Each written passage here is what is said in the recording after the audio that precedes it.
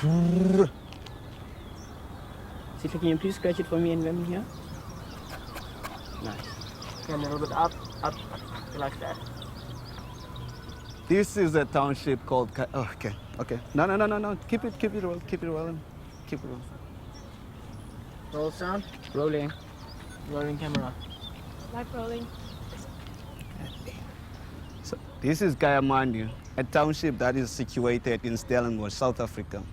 The Kayamandi name is coming from the Xhosa-speaking people, which means nice home. But you shouldn't let the name fool you. This is far from being a nice home. People here lived under tough circumstances like poverty, unemployment, and drug use, even crime. And cut. All right, let's run that again. Are we ready? Yep. Take 2 of Sitha's documentary. This is Kayamandi, a township that is situated in Stellenbosch, South Africa. The name is coming from the Xhosa-speaking people, which means nice home. But the name shouldn't fool you.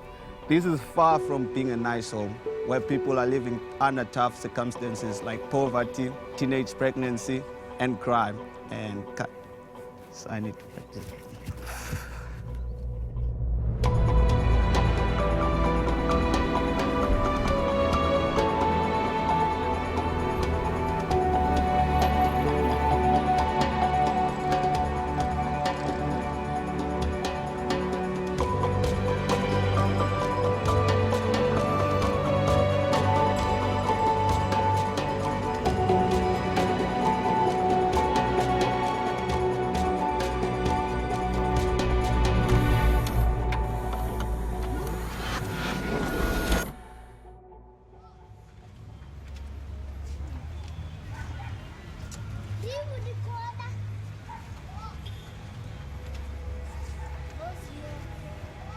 I had an encounter with a young man who came up to me and basically said, I'm a filmmaker, but I don't have the skills or the tools. I don't know how to do it, but I know that I'm a filmmaker. And that moment really haunted me. It really stayed with me because I walked away from that conversation, that interaction with him, feeling this thought of, what do people do if they have a calling on their life, but they can't reach it for some reason or other? Immediately, I was hit with, if people are struggling to put food on the table, if people are struggling to figure out how their kids are gonna be educated, really, like, what good is film gonna do in a place where people are living in poverty?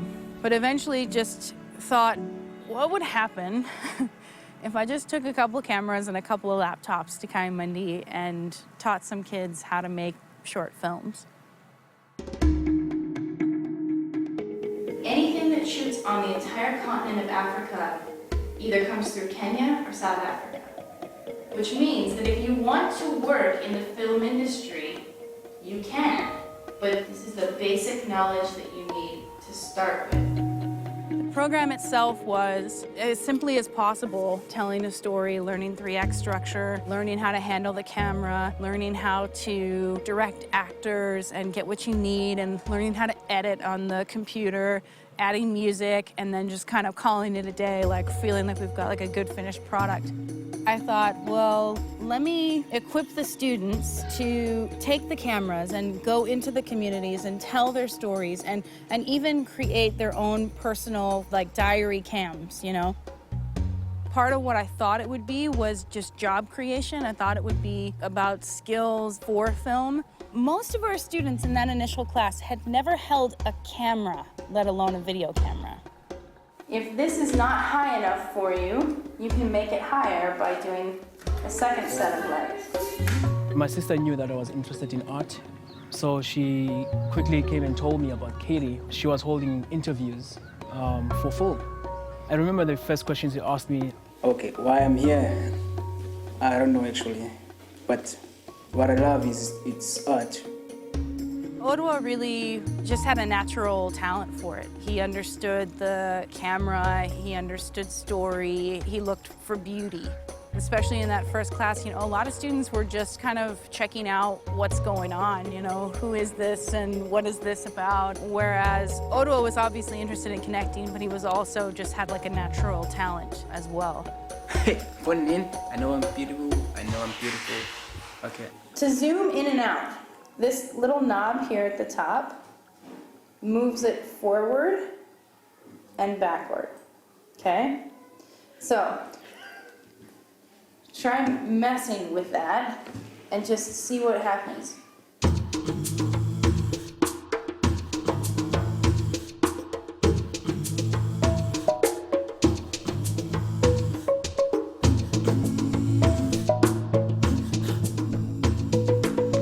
Skate. Talk to me. That's nice. Are you excited?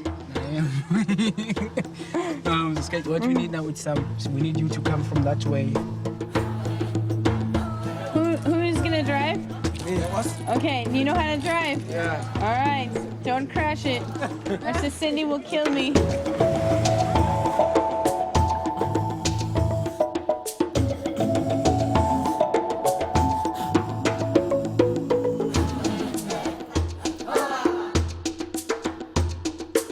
I went to town on Saturday, and then I was working with my friend, and then other guy said, "Hey, filmmaker, you have also honored." And I was like, "Hey."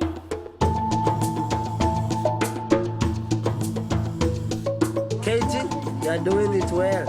Give thanks, princess. May God bless you.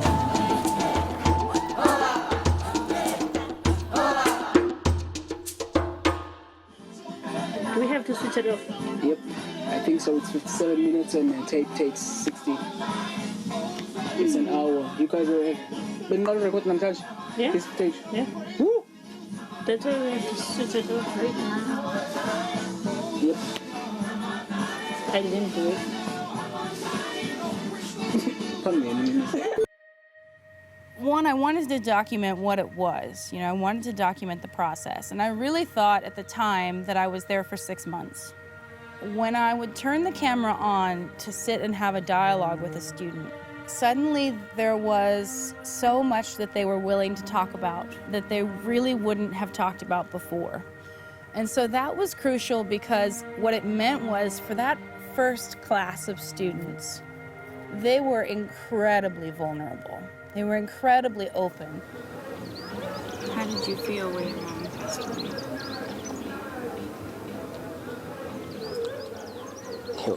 No one asked me that question. It's a skate.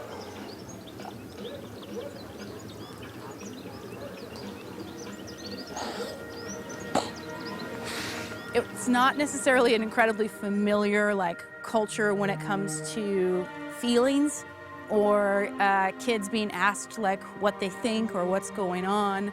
And so it was a very unique space where once the camera was rolling, all of a sudden they were given permission to speak. Tell me, what do you want for her? Okay, what I want definitely mostly for her is for me to stick around but not die, but like my mother did. What it did was it created this very unique bond between me as the person who was constantly interviewing them and them as the interviewees who are constantly sharing. This kid, when you're so special in my life. Oh, this kid, serious. Ezizo. Ezizo.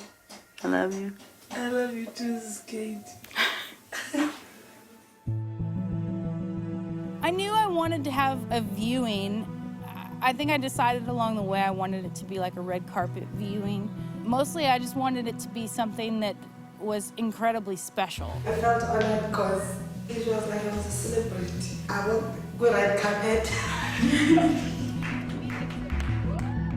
I'm trying to show how ignorant we are, and let's stop them by hoping watching again. We had popcorn and really just created this really fun night where they got to show their films and they graduated. Mumisa.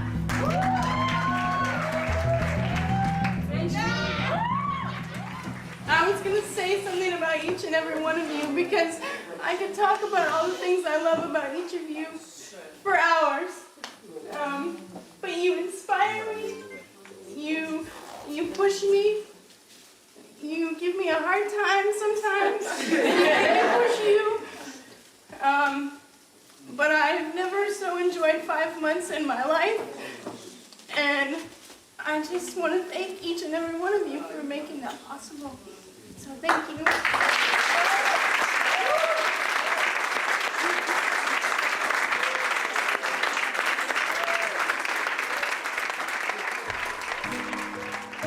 And quite honestly, I mean, the whole process changed my life, but it was that night that I realized I would never be the same. I would never be able to just go back and do what I was doing. You know, not that I didn't enjoy what I was doing, but I just knew that there was something so special in that moment with these students that I just couldn't walk away. When I go back to America, and I tell people about the class, what should I tell them? Was it worth me coming? Was it worth them sending the equipment? Was it worth it? Tell them to bring you back. That's all.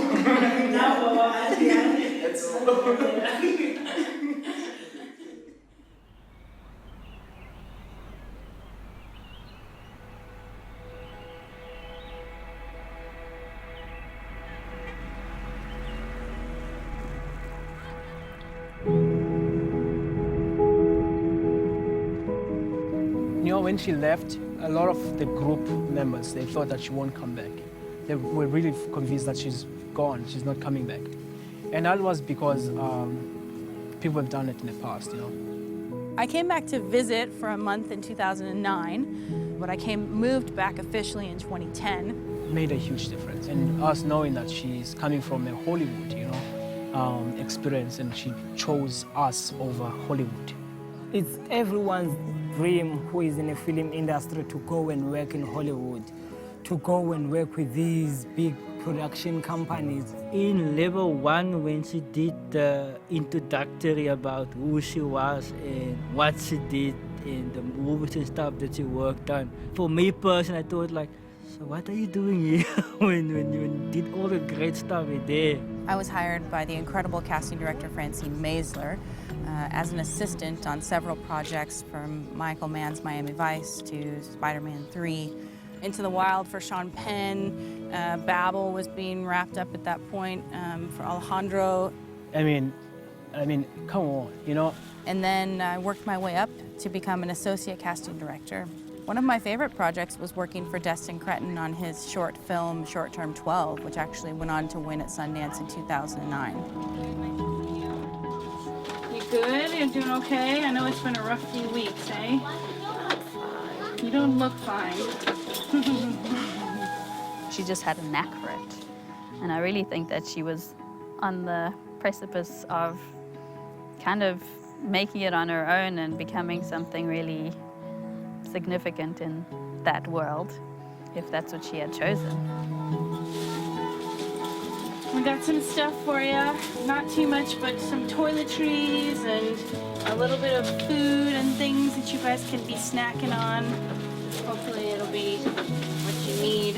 We missed you at class on Tuesday. So we talked about this with the students. Why would this white lady do this? You know, it doesn't make sense. For me personally, if I had all the stuff going for me and saying now I'm going to South Africa to train kids in the strength in Kayamandi, it's madness. Why would you rely on people's donations for the foreseeable future rather than having a definite paycheck at the end of every month? It just does seem a little crazy. I miss you so much. You doing okay?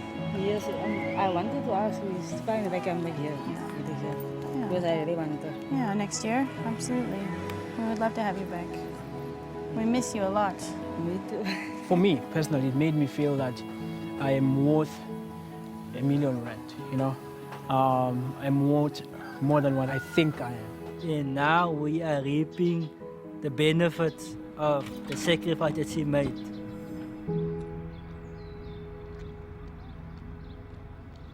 I've given you some blank paper so you're going to draw a line through the middle. That will symbolize your timeline, meaning from your date of birth to the present. So what will basically happen is that you will write incidences or events that occurred that was really important in your lifetime. So you will use the 3 markers. Each marker will represent a different event. So you will write the event and you will write with another color marker the people who were involved in the event. And you will write the emotion that you feel because of that event. Oh, Gasthon. See, here's what's so cool about Gasthon, is that Gasthon's story was a lot like my story. I really felt like God had given me a revelation to make a movie, and then years later it came out that Gasthon said that God told him to make a movie. And he went to the church. All the people around us looked at me like, what is this guy talking about? We don't do stuff like that. The church told him essentially, our people don't make movies. And they laughed at him and sent him on his way. I had no skill, I had no equipment, and I basically started a program based on what I saw on TV. So finally, one of my friends told me about Katie Taylor, who runs a film project in Kayamandi. Gasthon was the first student I had ever had who had actually tried to make a movie before I started working with him. And it was neat because, of course, he's from the colored community, and we were working with primarily Xhosa people on the Kayamandi side. I was still the only colored student there, so when I walked through Kayamandi, people are looking like, where's this guy going? So who is he? Historically, you would not have colored and black communities doing stuff together. So it was the first time that we had this really different voice coming in. And I think that it really helped. It just uplifted what was happening in the class. The dynamic was unique because all of a sudden we had this whole different group of people that were kind of starting to connect on this other level. When I saw what they were doing there, I thought, we need something like this here. So then I just thought, well, what if we started a Film School Africa in the Strand? And I said it to him, and he said, that's my dream. That's what I want. When she mentioned it, I thought like, this already is crazy, but deep in my heart, I thought this is what I really wanted. Well, if that's what you want, let's do the level 2. Let's continue to train you with the understanding that this is what we're looking toward. So from her suggesting we open up the film school too, now we're having like our own school in the Strand. So at the end of the day, it was just 2 dreams colliding at one time. Me wanting it, but she being sensitive enough to know it and to encourage me to actually do it. So that is how she trained me to be a coordinator. This is my typical timeline of mine. You have intervention people who me was Katie because when the Lord told me to make a movie, many people laughed at my face because I still thought there was some of the withdrawal symptoms from the drugs. But when I met Katie, she was actually the first one who believed in me. So from that time on to now, she just took me under my wing and she mentored me and she helped me to establish this here. So at the end of this, we're gonna just take a little section of your life, some idea, and we're gonna pull it from your life and we're gonna make a movie about it, okay? And it doesn't have to look like you, doesn't have to be about a guy who's 20 years old who did this, right? But you're just gonna take some element and you're gonna incorporate it into a movie, okay? All right, cool. So we're here if you have questions, but feel free to go for it.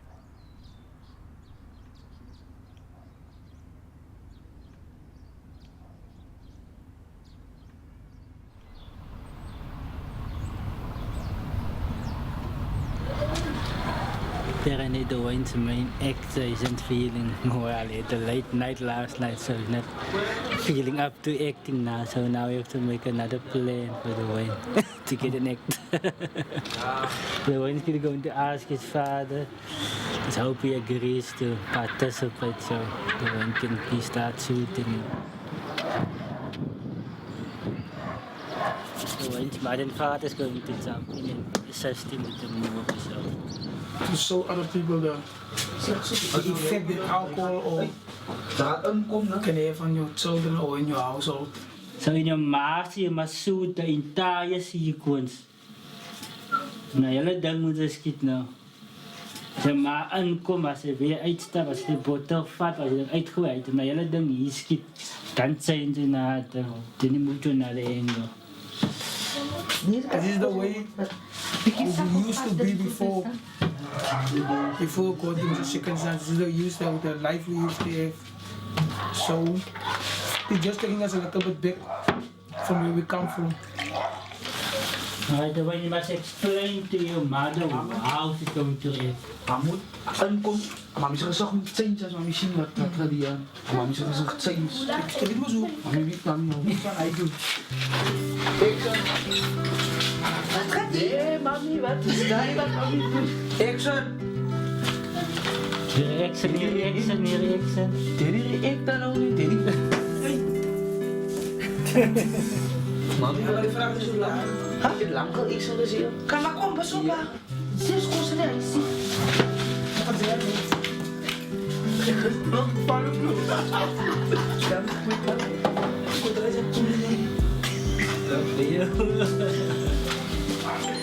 Ik denk in het mud. I wasn't alcoholist, but I didn't want it at this time. So this is what actually happened in the household.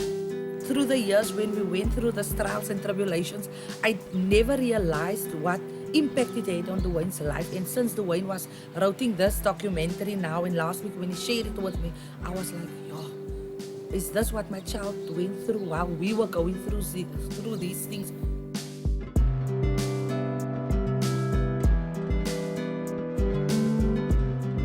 Sometimes we as parents, we don't really see what we do to our kids of our behavior.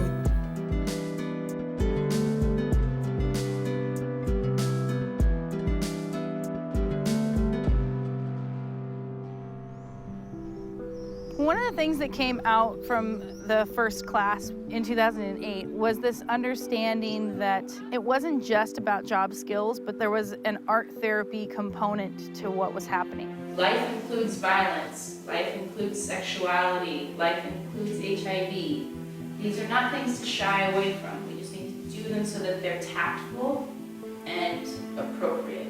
It happened very naturally that students actually put themselves into the films anyway. So we made that a part of the curriculum. So their task 3 film, they actually sit and we talk through a timeline of their lives, asking them what's going on and how they feel and processing some of that. It's the things that we face in our community and that the people face.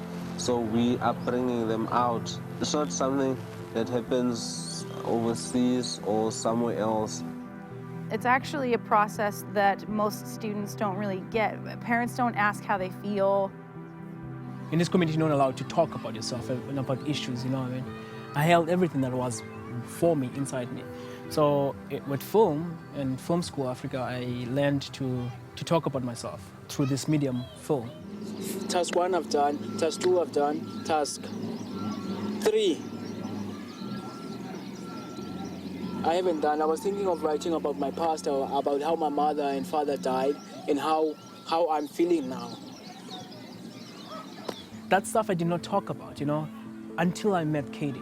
Yeah, it just hits you. It's me here, and I just think, wow, nobody's ever asked you how you felt about that terrible thing that happened to you. That's just devastating. You can drown yourself in your own stuff, but sometimes when you really put it out there, there's a change that happens in your mind when you watch your own story. Watching back, you tend to see what you can change or how you can change. It's like you are pouring yourself onto paper, but then it becomes visual.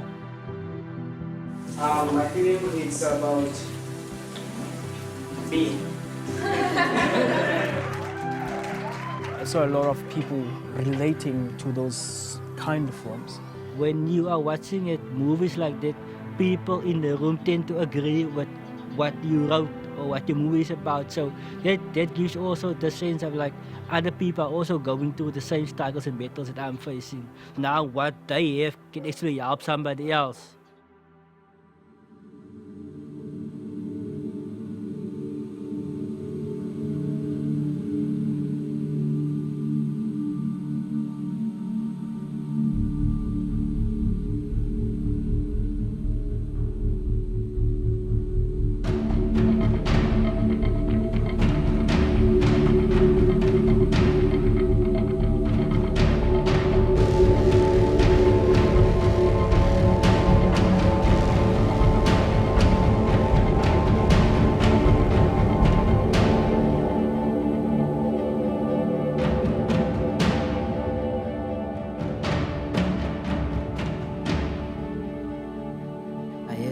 a friend, a girlfriend who actually died. If we weren't friends or we weren't associated, she would still be alive. I was still involved in drugs and gangs. For the most part of my life, I blamed myself. That was the type of guilt that I walked with. In the end of the day, I could forgive myself. Through the process of just producing a film about it, I could forgive myself and move on from that point onwards. Now all of a sudden they get to tell everybody what to do.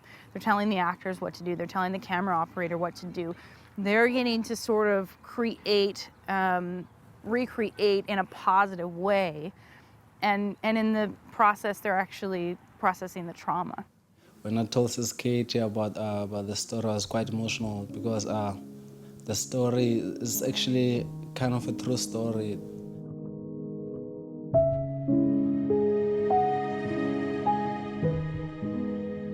As a child, I felt like sometimes my childhood was taken away from me because at times I had to be like a mother or a father to my younger brother and my younger sister.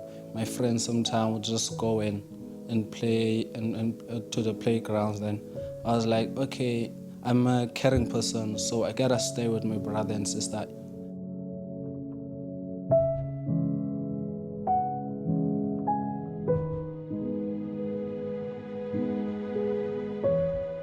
Sometimes children in Kayamandi are like, don't get that treatment as their children. They're given the responsibilities that are kind of too much for them. But I can't complain because that's where I come from, and I think that's a shape that has shaped me to be the person that I am today.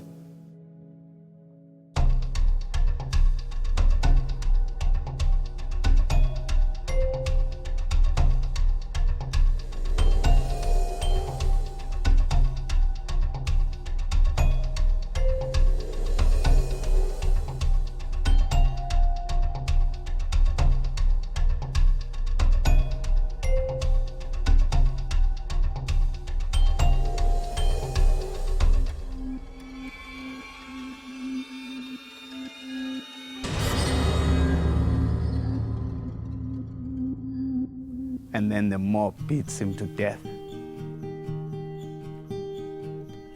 And then after that, they find out that the guy was stealing these things to help other people, like the little children.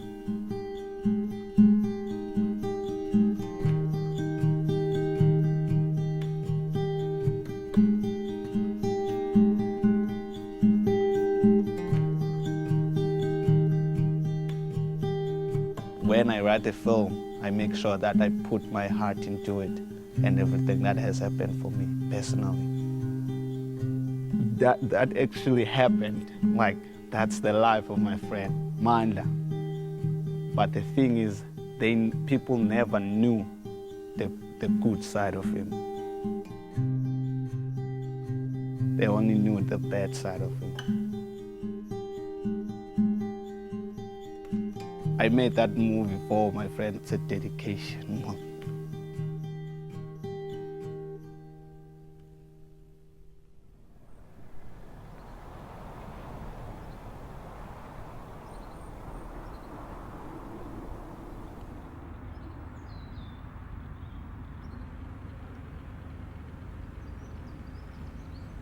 This is your time for pre-production.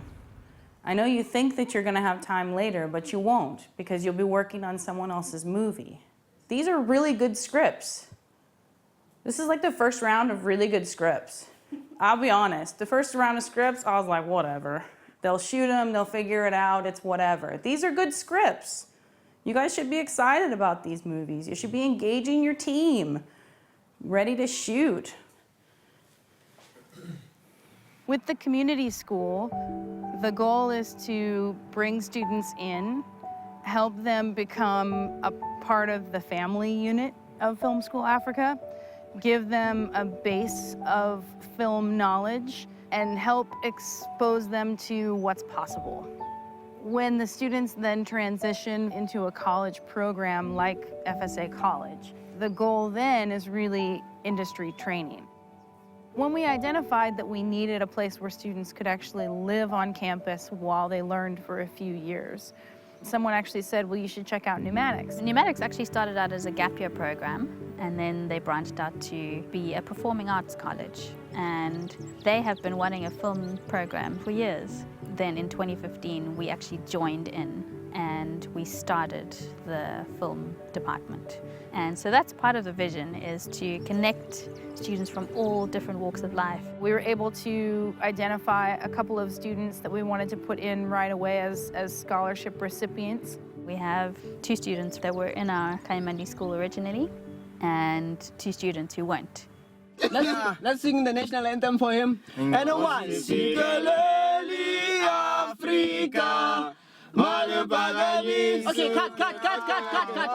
Nice. Where's the Sutu part? Gorena bulu kasi chaba sayesu. Cut. Okay, Afrikaans first. Afrikaans. En die blow van onze hemel. En die diepte van... Okay, the last one is English. In our land, south. No, that's not the English part. The film group at Pneumatics, we have Sihle, we have John, we have TK. Sihle is the other guy.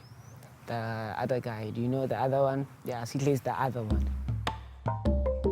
Sihle was in classes with us at the community level for 3 years and was really looking for a way to continue his film education. How can I tell people my stories? So then I found out that film was the best for me because I don't have to be on stage. Chase him, Mr. Director. Oh, no. Sihle is our music guy. Literally, when you see him, he has earphones all the time. Yeah, they are going loud, bruh. And you know, he's so kind, he makes sure that we listen with him. We know that Sihle is actually quite a soft, really sweet guy underneath all those tattoos. The meaning is forgiveness. But I want to tell stories and I want to change the world, of course. I don't want to kill no one's vibe, but we are all in the shot. And we have TK. TK Shikwamba. My name means happiness in my language, so I'm a very happy person. Oh no, this is my nervous face. Very nervous. And my surname means little butternut, but that doesn't matter anyways. Oh, I'm Tsonga. Shichangani, Tsonga. TK was here at Pneumatics last year. I came for the film program, but they haven't had it that year. So I did a year of performing arts. And I was gonna leave, but then Film School Africa partnered with Pneumatics, and that's why I stayed. TK's movie, it was about an ice cream. Like everyone was praying, please ice cream don't melt. But it didn't melt because it was potatoes. That I colored pink with food coloring. In the beginning of the year, TK was like a mystery to us all. And for some students on this campus, she's still. There was 2 muffins in the oven, and the one muffin is like, shucks, it's getting quite hot in here. And the other muffin looks at the other muffin and is like, ha! A talking muffin! She's weird, but in a good way. You want to be around her, but don't let her know that. So I have an upgraded version, okay?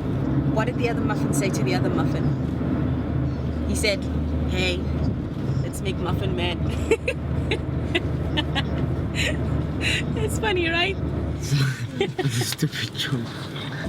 She doesn't let anything come between her and her education. Is it breaking the rule of 180 degrees for him to come back on the other side? That girl could organize, and she always like preps her stuff. It's like she does everything when everyone is sleeping. And then in the morning she just have answers for everything. I suppose at the moment I just want to be awesome. John. John is John. John is random. John is fun. Yeah, bro. It's called the dolly shot. You can see the dolly. John, yeah, sure. John. Wherever you go, you see the dolly. No. That's not relevant. He's from the totally other side of the cultural spectrum. He's Afrikaans. So the last time we shot, I actually had more behind-the-scenes footage than the actual footage itself.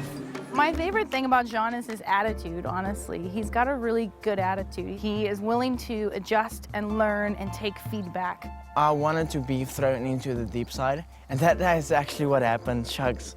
He mostly loves camera. Camera, he will kill you for that position. This is gonna be a dolly shot, This John. is becoming extreme now. Check Oma, that is awesome. I'm not supporting this John part. has the camera, what do you expect? He had some technical skills coming in with photography. His photography is beautiful. He loves the camera. He knows how to frame in a very beautiful way.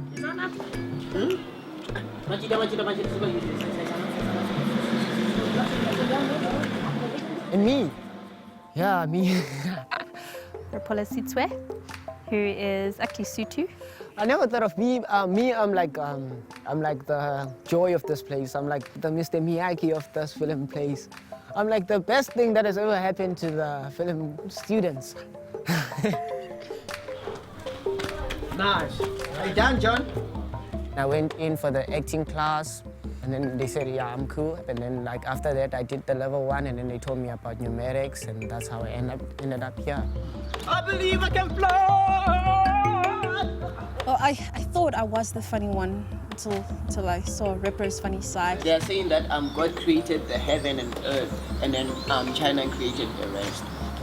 National anthem of South Africa. Ngosi sikelele izocula yena ngoba. Basiye and a 1 and a 2 and a 3. Go.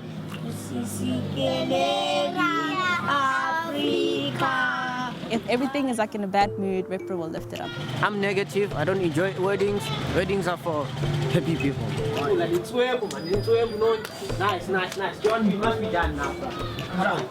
If you want to be my friend, you're supposed to grow with me. 10 years of friendship and stuff like that. Then I will call you a friend. But I met Repro this year. I was like, okay, well, we're gonna be in class together, so that's fine. But the second days we were friends. Like, I don't understand. You know, it's the kind of thing where you put it in a place and you're not really sure if it's gonna work or not. You know, it's like you think, I hope it works. I hope it works, you know? Like, I hope it works to get, you know, a Sutu and an Osa and an Afrikaans guy all, you know what I mean? Like, I hope it works, but you don't know. You don't know. Okay, sound rolling. Rolling. Huh? Camera rolling. Light rolling. And action. And cut. Okay, let's take it from the top. Is everyone ready? I know, Johnny, you are doing the best job of the lighting person. You are great. My last project was called Marvin. I'm about a guy trying to lose weight. As I said, like a third person. But after 30 days of exercising, he loses only 1 kg. Repro, how are you relating to this movie? Me? There's a lot of stuff that I can tell you about. You want to skinny. Okay, yeah, I was fat before. I'm wondering because this guy doesn't look any fat. Let's continue with the movie. Okay, nice. Maybe I should start hiring people. sound rolling. Sound roll! Rolling. Camera roll! You're in the shot. You're in the shot. Me? And just keep it down there, bro. I can do everything. Yeah, I know. This is how I speak. I need to be like James Cameron now. Be aggressive. What's this? I need to be aggressive. Action!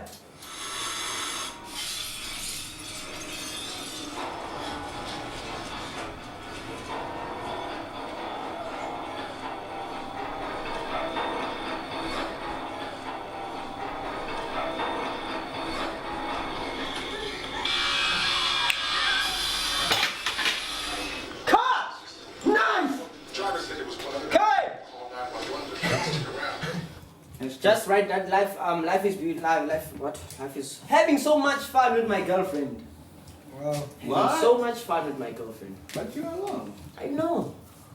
Do you know those imaginary girlfriend things? That's how I also relate. I used to have an imaginary. Oh, so that's how you relate to the movie.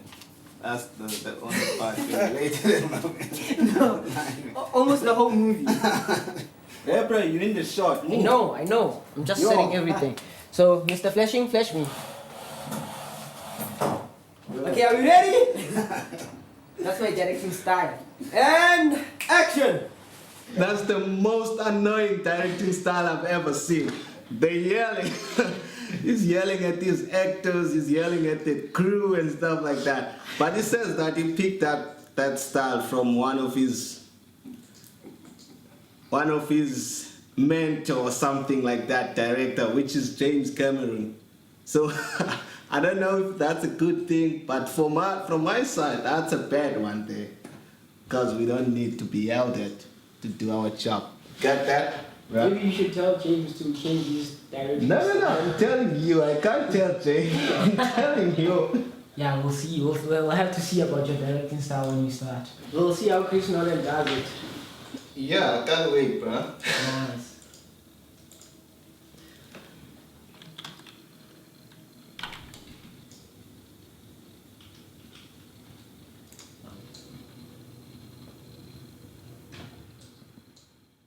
So, as a quick reminder, what do we do when we first start a project? Put the Wi-Fi on. Yes, you put the Wi-Fi on. Good. I actually forgot that one, but yes, that's good. You guys restore my faith in my teaching. Thank you so much. Okay, so today I'm going to do a little demonstration about sound editing so that we can have good sound for our films that sounds like it actually was recorded on the day. So the first thing I want to put in is my ambient sound. And something happens. I hear something.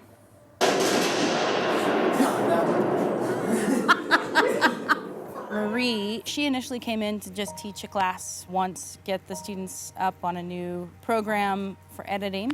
So then Katie and I chatted, and she had mentioned that she wanted to launch an acting for the camera program, and would I head that up and be more involved in basically the day-to-day teaching and coaching of the higher levels of students. And I think for Marie, it was really about not knowing what she really was feeling called to and feeling like she was in a real time of transition. I used to be in musical theater, and I had come out of that, but it wasn't like the most fulfilling thing for me. It just seemed right. The timing was right for me, and I definitely felt like it was something that I wanted to pursue parallel to my work as an editor professionally. Because if I'm able to enrich somebody else's life, then I feel like my life is enriched. And so then in 2013, we launched the acting program. Once we launched into that class, she really came on staff full-time. So she does bring a level of expertise to what we're doing that's really important.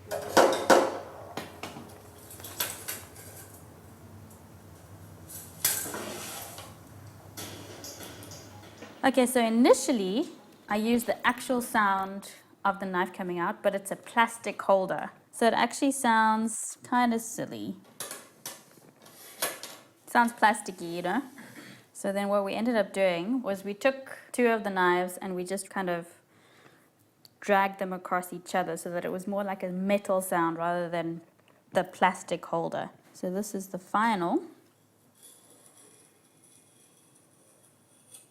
There it is. I worked on this yesterday, but obviously this takes a lot longer in reality. Okay.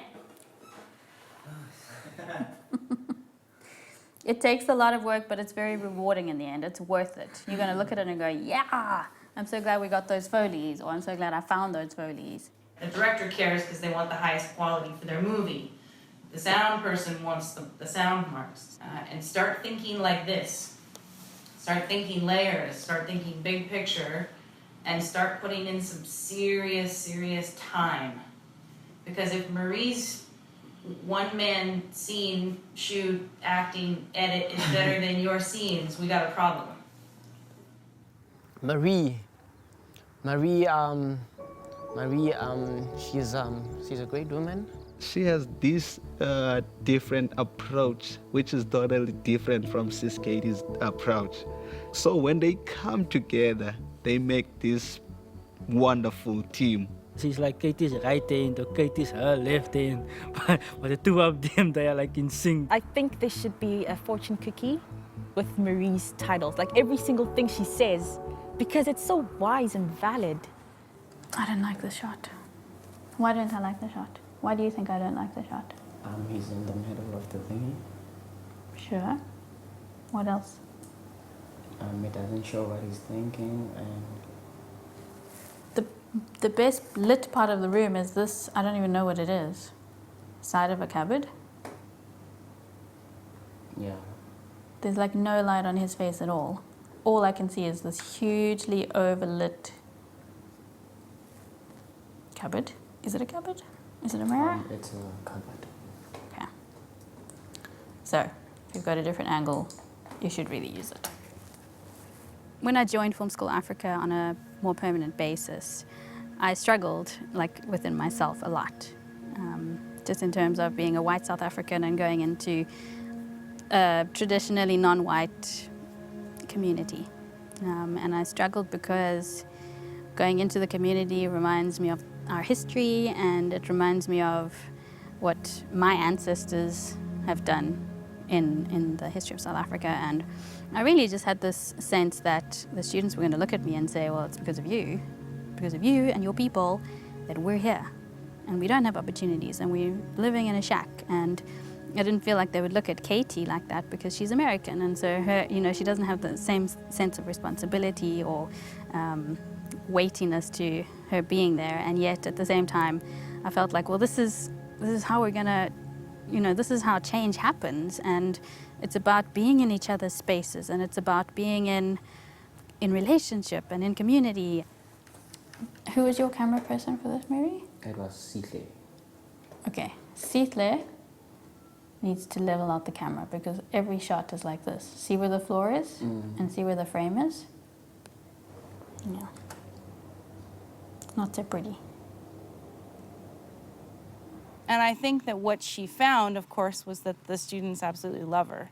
And it wasn't an issue at all from their perspective. And I think she had to just free up for herself that it was okay to not carry the weight of all South African racial divide on her own shoulders. We need to do an exercise about not filming against a very bright window.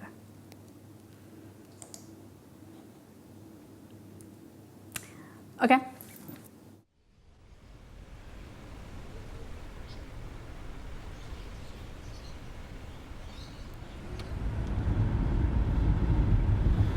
Shit. Precision of language.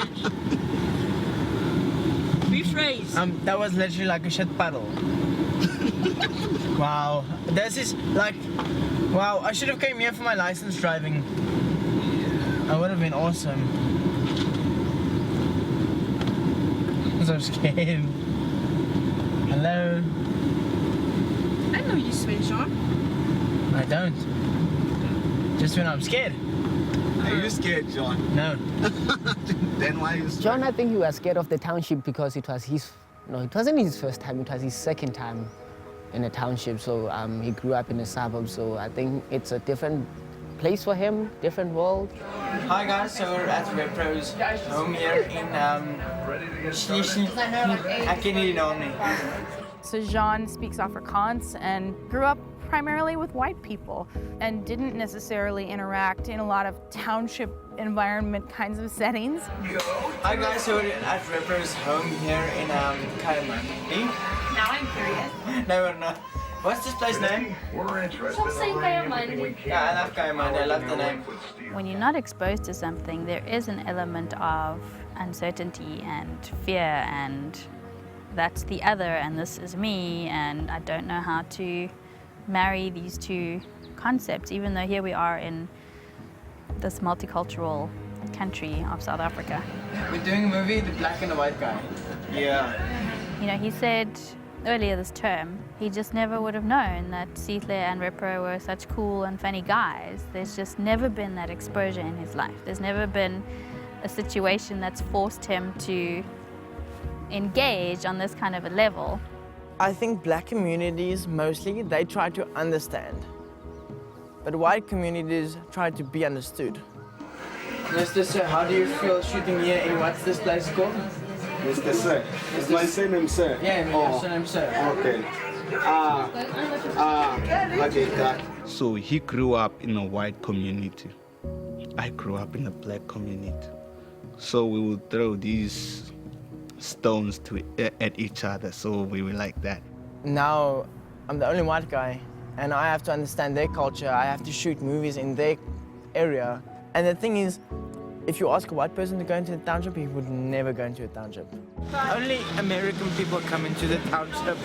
So what happened is we went to the township, and he would like lock doors in the car, because when you are from a different race or different culture, they will make stories about the other different cultures because of the past of South Africa. Let's go in. Where are we doing? Just around the corner. Oh. Is it far? No, it's just around the corner. Even us, we are scared of going some places because we are scared we'll be chased out. While I was there, like, basically Rapper and Sickly were just like, can you stop being afraid? You're gonna be fine, you're with us and stuff like that. Be strong, John. Be motivated. You afraid, John? Yes. Why? Because it's a township? No, I'm not really scared. I think it's just a cultural... It's different It's different to what I'm used to. And I think that's the great thing about film school, yeah. So you should come here more often. Is, I told when I go home vacations, I told my mom, no, I went to shoot in the township. And there are outstretched because if you're in Johannesburg and you go into the township, you get killed if you're a white person. But that's the cool thing about film school Africa. We get challenged a lot. So I think Juan is actually quite open. I don't think he resists any kind of thing like this, but I think there is this whole culture behind him that is saying, this is strange, this is unfamiliar. It's not gonna end overnight. It's supposed to be like that. We're still healing from the past. So I don't blame him for being scared to go to the township and film. As the years go by, he will learn to love the township, and we'll hear him writing stories from the township and saying that he actually loves the township, which is actually cool. I hope so. Please, John.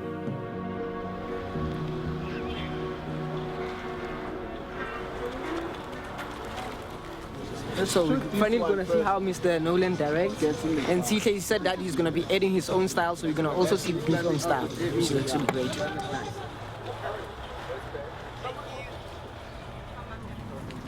Hey, how did Katie learn you to boom? I know, I'm going to do it now. Okay.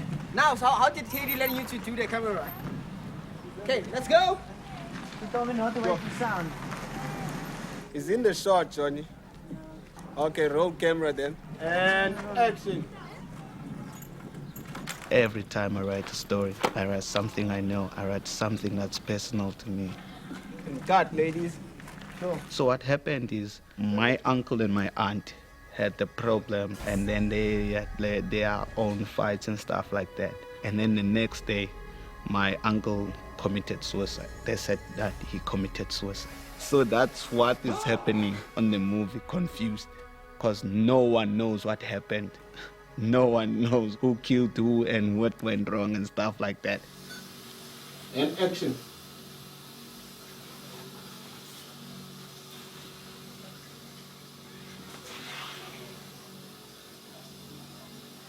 You just glance at the mirror, and then you react. When you're close to me, CK, just keep it. Yeah. You feel it. Touch my touch.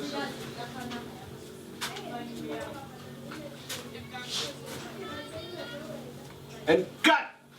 TK, get in there. Now you feel it, Jay. You feel it now, eh? It's the same thing you're doing. It's too much. Well, I've got like 4 angles in the bathroom, and that's really amazing because that bathroom is so small.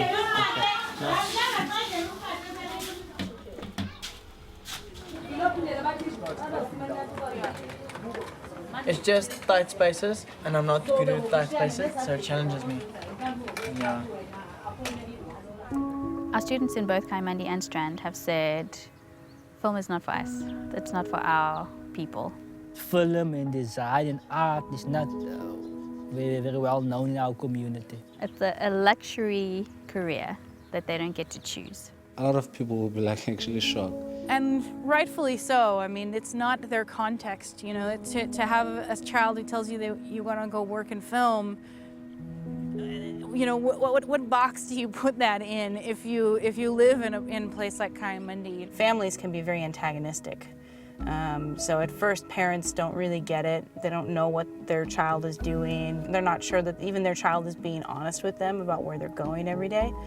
And then when they kind of experience the film festival, then a lot of parents in the past have gone, oh, okay, now I get it. Now I see what my child is doing, and then everything kind of shifts at that point. A camera has a lot of value, it's expensive, and I think there's something quite empowering about saying to a student, yeah, take this. I think they've got some of the best stories to tell. And so to be able to put a camera in somebody's hand and say, tell your story, it's magical, and you know, there's nothing like it. I did my matric and I finished it. Okay, and then my mom was like, okay, what are you gonna do now? Like, okay, I'm doing film. She was like, what? Film? Taking pictures of people? Is that it? Is that all? Come on. Film was just a thing like for people who grew up in the suburbs and stuff like that. That's for white people, that's for rich people, that's for them, it's not for us kind of thing. A lot of times students are only exposed to certain jobs because those are the people that they interact with. So a social worker or a teacher, those are the kinds of jobs that you hear a lot of young people say that they want because those are the jobs that they see. They want to live their dreams through us. If your mom wanted to be a lawyer, she will also want you to be a lawyer. To convince a student that, you know, they can operate a boom pole, you know, it's totally different. It's very unique.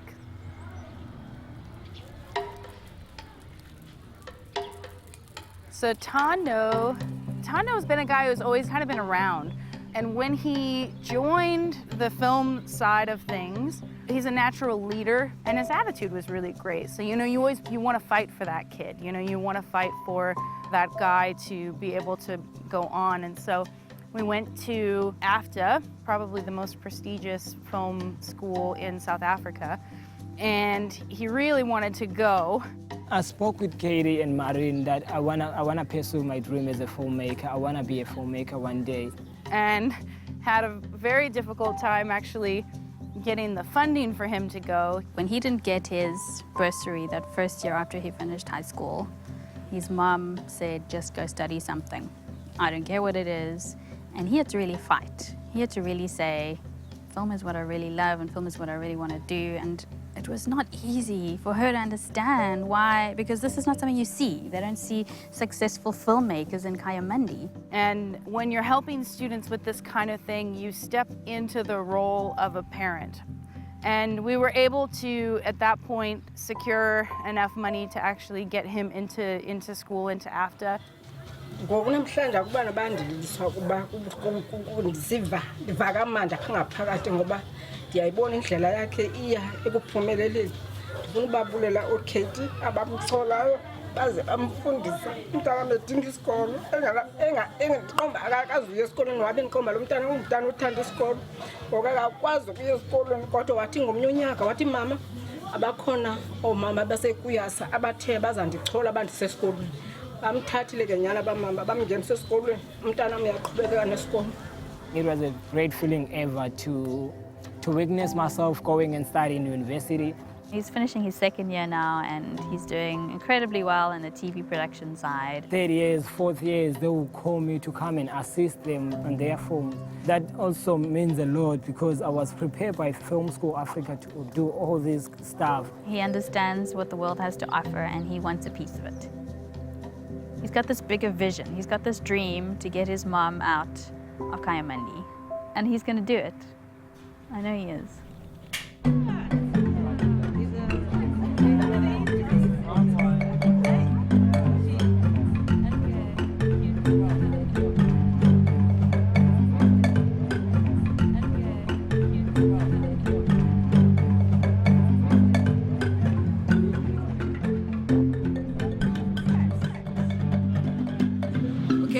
Hey mom, this is Repro coming for you from Artscape.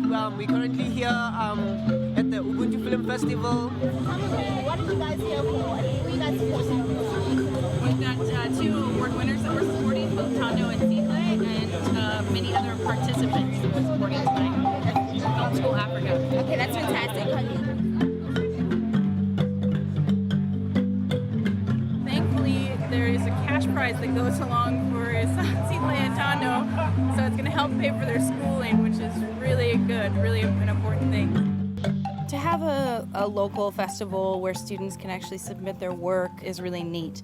And so, you know, that night really becomes about them as young filmmakers. This award goes to none other than Sihle James.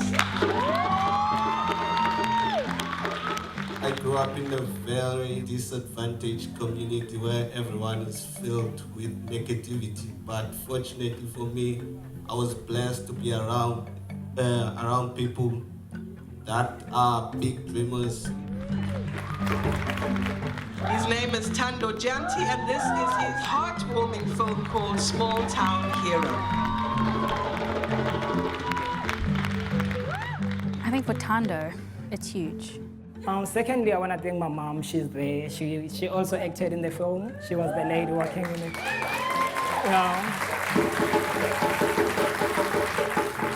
And so when he stands up there and he's receiving an award for this thing that he's so passionate about and that he has had to really win her over with, I think that is the thing that sells it. That is the thing that gets her on the same page.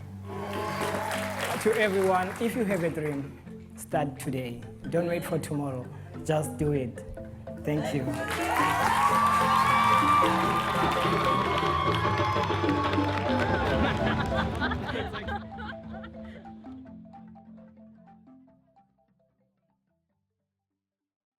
So we're getting into documentary films today.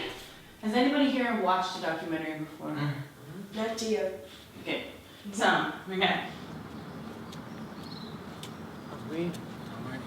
I can't wait. I love documentaries. I think it's a cool thing to do. You don't have lighting. Like you go, what inspires you? Like you do have lighting. Like you don't need the big crew and stuff like that, the massive setup. Yeah, that's true. Maybe I should go to the beach when that 2 old people are sitting at the bench and I'll ask them to be on my documentary. How did you experience life? I'm just sitting watching the beach now because I have nothing to do in my life anymore. But it was a great life. Anything you can document. Yeah, but like basically everything, anything you want. But also it's kind of dangerous. Dangerous only if you're going to the township. That's where we're going. No. With the guys, especially like from, well, actually I think all the students don't actually always understand what is unique about their world, what is unique about their perspective. And so I think documentary filmmaking, especially for our students, is a really powerful tool, not only for people to see their world, but also for them to be able to appreciate what is unique about themselves and their community. What I want to do is find one local artist to tell their story about how they got into the arts and what inspires them and what it makes them feel. And everyone is an artist in a way, so why not find inspiration from home? Mob justice is when a group of people take the law into their own hands, not involving the police and stuff like that. So that was the definition. So why do I want to cover this topic in my documentary? I grew up in a township where most people believe that mob justice is the answer. I have also lost a friend in the hands of mob justice, so also that's a factor. So like maybe I follow this guy, a survivor, and then I follow this guy, the mob justice leader. So that's what I want to do with my documentary. So yeah. What is your opinion right now of it? Sometimes I believe it's a good thing because like the police they don't get involved and they take bribes and stuff like that. But also it's a bad thing because sometimes people get killed when they didn't commit the crimes and stuff like that. So I'm in between. So that's why I have these two debating on it. So I think that might be interesting. Might be interesting to have you talking about who you've lost and what that looks like, and yet the fact that you still think maybe it works sometimes. You know what I mean? Like, and maybe there's something about the more you hear from people, maybe it will shift your opinion one way or the other, and maybe it won't. You know. We went with TK's and Sihle's films. Oh my word. I'm like, oh, here we go again.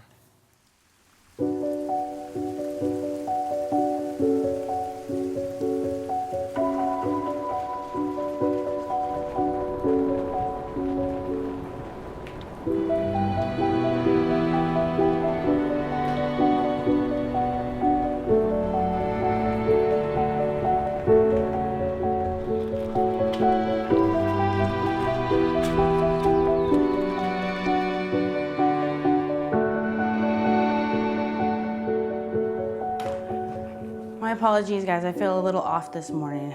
We had a big loss over the weekend for Film School Africa in our family, so we, you know, just some mornings are easier than others. So if I seem somber, it's not because of anything you guys are doing, it's just me. So my apologies.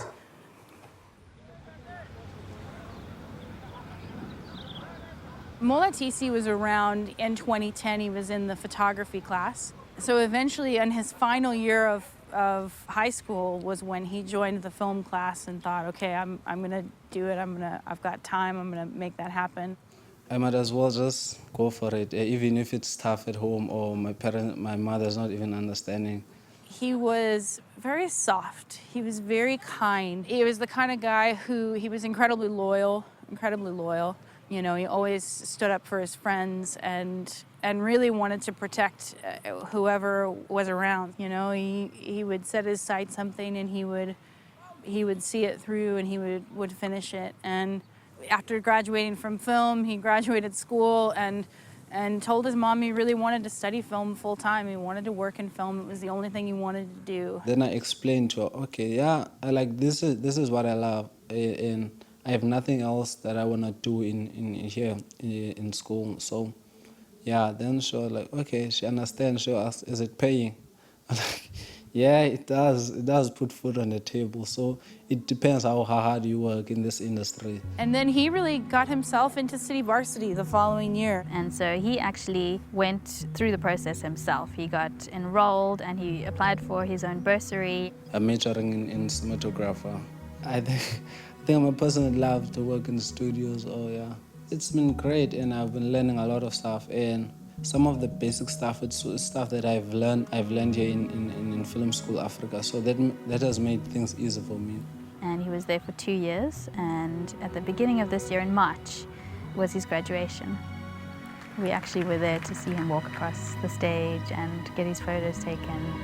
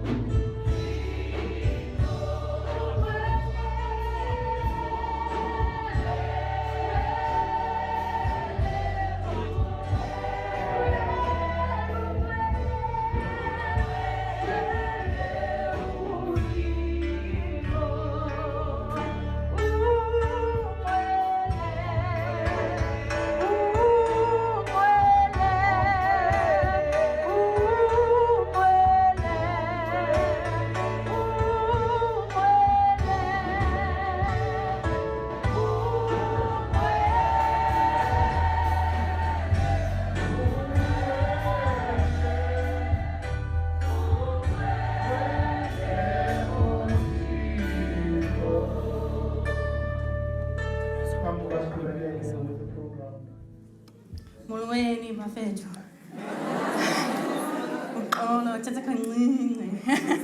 So I'm gonna speak in English if that's okay. Wow, there's a lot of people back there. In 2010, Molatisi started his journey with Film School Africa by joining a photography class. He said that he found cameras fascinating. He later told me that once he joined the film class in his final year of high school, that he finally learned that Siskedi was actually nice. His films were gritty and real. They explored his pain and were always focused on issues that he found interesting. We connected him to a school called Big Fish, where he spent a year learning documentary filmmaking alongside of his friend Daest and living in Cape Town. He then spent another 2 years training at City Varsity and learning cinematography with his friend Ayanda. Earlier this year, we watched him walk across a stage and receive his diploma. I was incredibly proud. And he was only allowed 2 tickets, but he said, please come. And I said I could come, and he said, I'll just tell them that 2 moms are coming for me. Marie and I had the pleasure of interviewing him during his first year at City Varsity, and he called himself a caring person. It's really true, isn't it? He was incredibly loyal to his friends and his siblings. He loved them dearly, and when you were a part of Molatisi's family, you were a part of his family for good. Molatisi was a success story for Film School Africa, and he continues to be our success story. He left a legacy for others to follow, and I pray that many more pursue their dreams with that same passion. Thank you.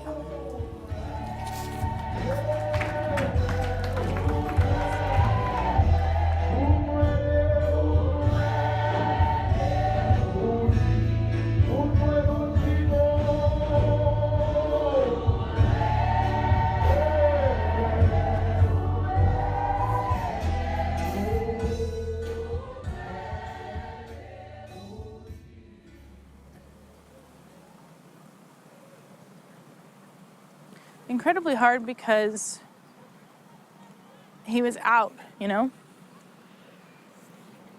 He was a success story. He was doing it. He was working. He was, you know, he was employed. He had a car that he could drive. Film school means a lot to me. Like, when I'm out there doing films, it feels like, this is my life. I want to do this, and I want to do more, and I don't get tired of it. Yeah, I wish like, I can just do films and do nothing else. But you'll never know what the future is in store for you.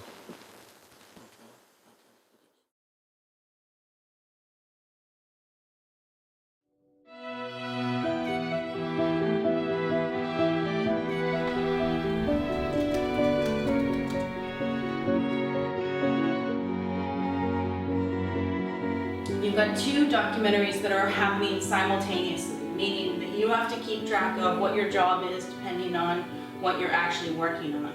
The edits for a documentary are going to be much more challenging than a typical edit. You're not going to have a script in front of you. It's very much a different skill set as an editor than you're used to. Seedlay, you are going to edit TKs, and Repro, you're going to edit TKs. You will have 2 different edits. Seedlay's movie will be edited by TK and Juan. Same thing. You each have your own edit, so we'll see what comes out.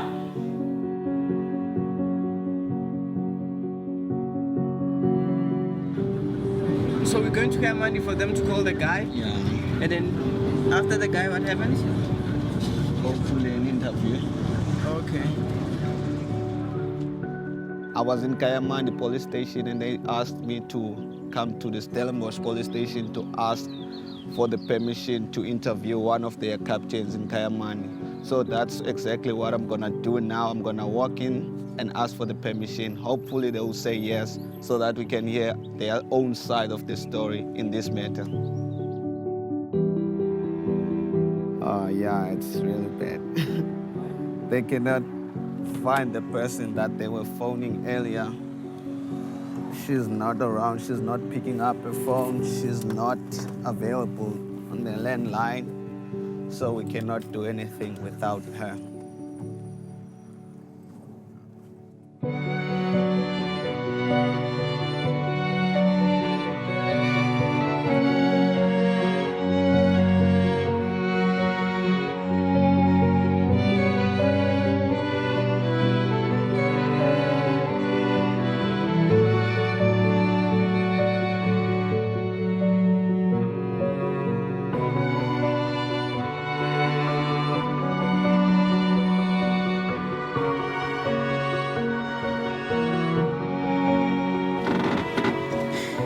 I'm so scared.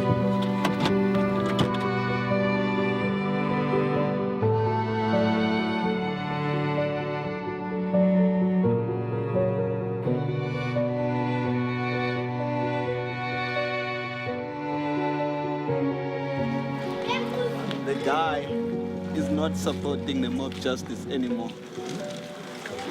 But was he like a leader? Yeah, my questions were for the mob justice leader.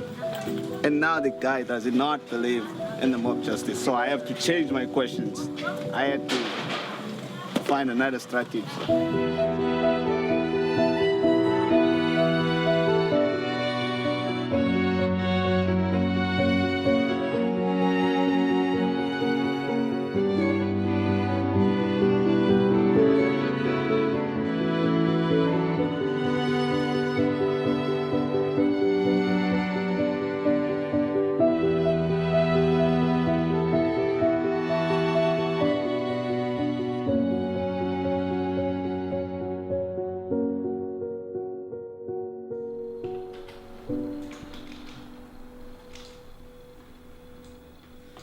Oh, here is it's an idea that I have to introduce the problem, but it's not finished yet.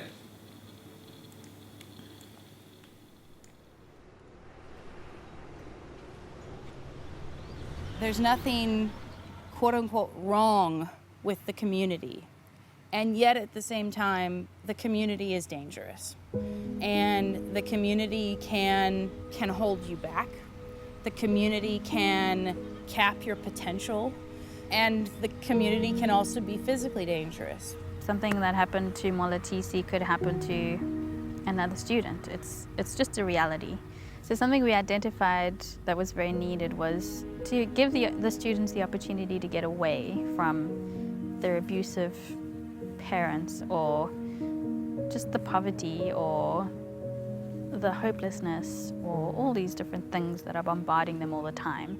And it's great to be able to take them away for a weekend or something, but then they just go straight back, and it feels like it's always 3 steps forward and 2 steps back, and just the progress you are really hoping to see and to make, it's just not happening. And it felt like it was easier to just, if we can get students away for a few years, really addressing all of it in just a more holistic way. The goal is for the community schools to feed into the college program. And I think when it comes to the college, we have both paying students and scholarship students. The more of those students that we can bring in the door, the more we can afford to provide scholarships for. So I think that's a win-win, I think, for everybody.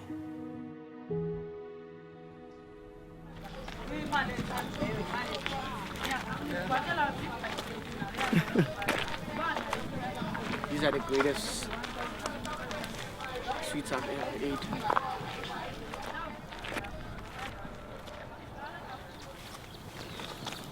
Just tell me how far should I be?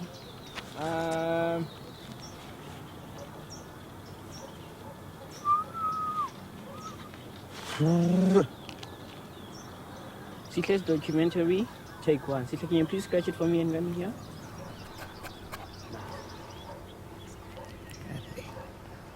This is Dyantyi, a township that is situated in Stellenbosch, South Africa. The Dyantyi name is coming from the Xhosa-speaking people, which means nice home. But you shouldn't let the name fool you. This is far from being a nice home. People here lived under tough circumstances like poverty, unemployment, and drug use, even crime. But the current and shocking issue that people now are facing in this township, it's mob justice. Mob justice is when a group of people decide to take the law into their own hands. Mob justice is a result of crimes like theft, housebreaking, and even rape. Mob justice can lead into bad injuries or even death. That's what the people from this township are currently facing at the moment. So after 2 weeks working on this issue, on mob justice issue, I found out that some other people are not willing to talk, but there are people who are willing to talk, but they need their identity hidden. So what I decided to do is go on the street, go door to door, or just ask a random guy walking around what his opinion on the issue. I wanted to heal from the wound that was caused by mob justice. Like my mindset was like, okay, when they beat someone, they trying to teach that someone a lesson that you should not do this again. But what I got is, if they catch you and they beat you, they make sure that you're dead because they are scared that you will come back and kill them. So that for me, that was my healing journey. But still, I didn't heal from it. I can show the other people to educate them. But the people who knew Mandla, it will hurt them. John, did you get that? When Sita is done talking, he will walk to the side. It's a sign of this still continues. Okay, cool.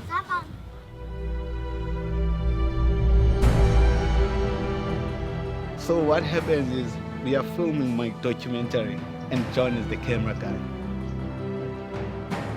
He's walking alone with the camera in the township, getting the B-roll.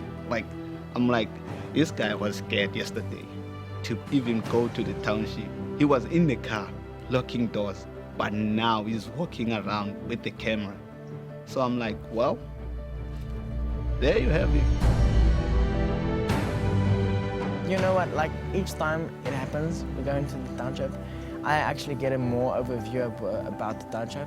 I was always afraid of doing stuff I don't know about, but now I'm actually experiencing this stuff and working with them, and I know they know what they're doing. I started to learn Rapper and CK and TK, and I should say working with them made me overcome the cultural thing. The thing is I picked up is they always respected me when I went to shoot in like the normal suburban areas and stuff like that, but they always go to the township. They always shoot their stuff there, and it's because they have a culture, they have a story to tell. They experience something in their life they want to tell from their hometown. And the one thing I remember is Katie has a lot of film students in Kaimandi and Strand. Every time I tell myself, like, if Katie can do it, I can do it. I don't think she's scared to go into the township because she drives there every day. That's why I have so much respect for her. Can we go out in the street a little? So this time around I was actually excited, and that's massive for me. Going in between those shacks. Oh wait, bro. You see, I'm in tune with my township house.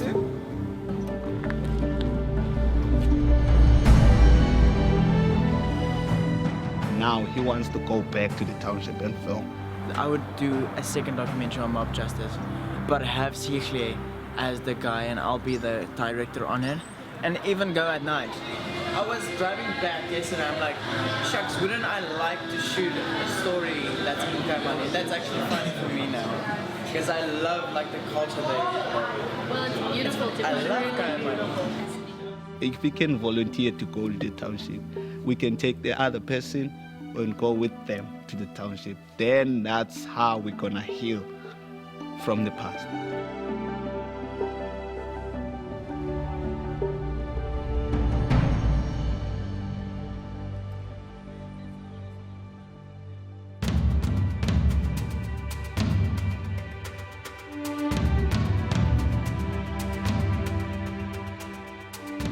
It's a very diverse country, and we have the opportunity to actually bring a lot of that diversity together.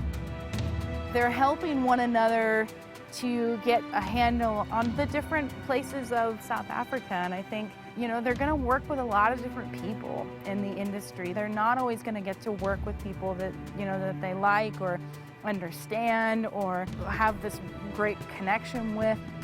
And so I think what's been really neat about this group is that they're varied, but they've figured out how to come together. And quite honestly, I mean, I don't think I could ask for anything more from the four of them than what they've been able to do.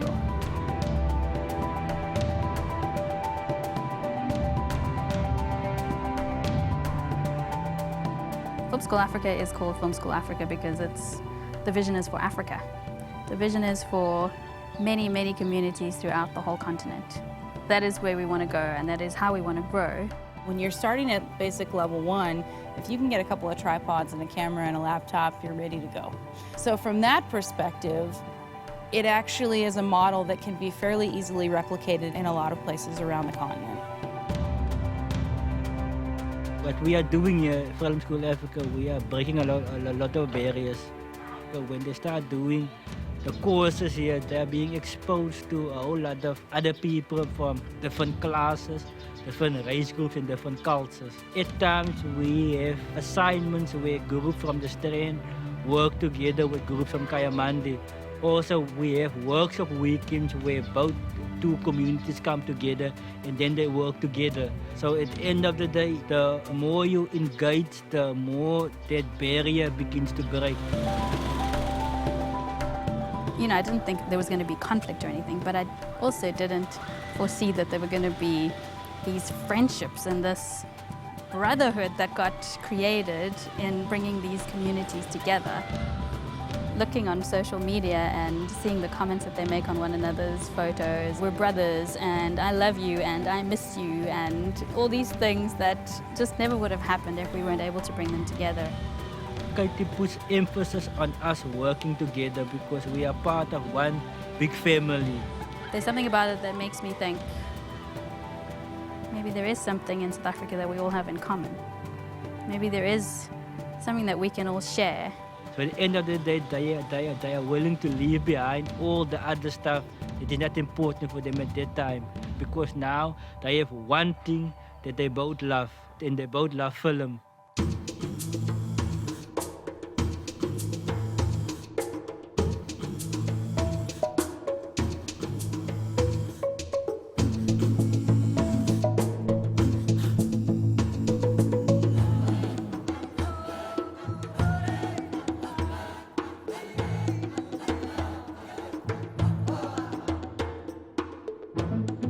If you ask any numeric student what is the one department that is the closest, they will tell you it's the film school.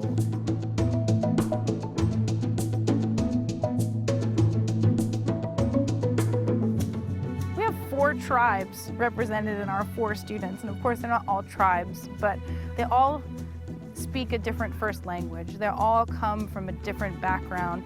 So even though Juan is the only one who looks different, they're all different from one another, and they all have a different background, and they all come from a different place. But they all kind of come together, and it's really, really beautiful.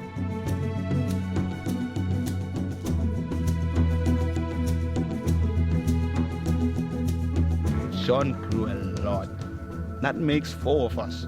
In the beginning of the year, we were just like, okay, we are in the same class. We are not friends, we are in the same class. But now, we are able to like protect each other, work together, even in stuff that doesn't involve film. So now we've got this group of students is going to set the tone for the next group of students. The next group of students is also going to be incredibly varied. I cannot think of someone else I would work with each day. I love them, like they're my best friends, and I love working with them. We do have a relationship that cannot be broken, and I think that's all because you guys have really been the mothers to us.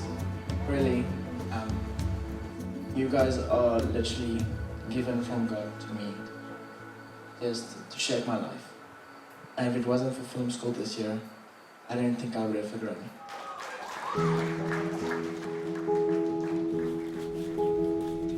In the black culture, especially Xhosa people, if you're old, we're not supposed to call you by your name.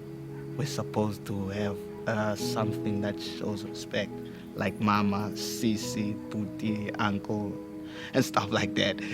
But when it comes to Katie, she got that name, that thing, Sis Katie, because she was a mother to a black community. So that's how she got the name Sis Katie, because they respect her as a mother, and you don't mistake it. The goal was really just to figure out, can this work? Does it work in a place where people are living in an impoverished area? Is it possible? And that's part of what makes it so neat. Our goal was not to cater to those who can afford, but those who can't. And I think part of what we discovered is, yeah, it's actually not just possible, it actually works, and it's fantastic. Just to think that what she gave up, her own life, her career, spending time with her family to come and be with us. For me, there was a moment where, yes, I have doors opening in Hollywood. Yes, I am good at my job. And even though it was becoming more and more lucrative, you know, and you're getting to that point where you know, things are gonna start really moving very quickly, and it just felt like there's this whole other part of me that was people. It's relational.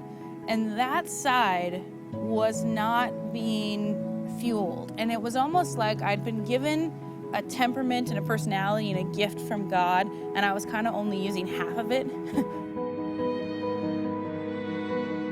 Katie is one of the most relational people I've ever met. She is all about connection, and she is all about bringing the real you out. She knows our potential, and she knows what we can become.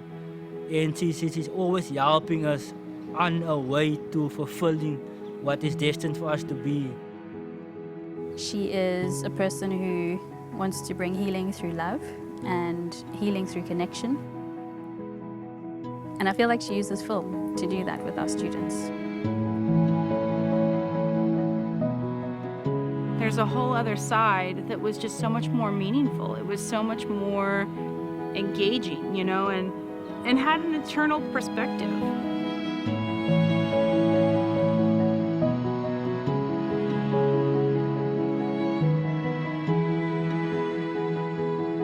And hopefully, we're changing lives along the way. And, you know, I don't know what's cooler than that.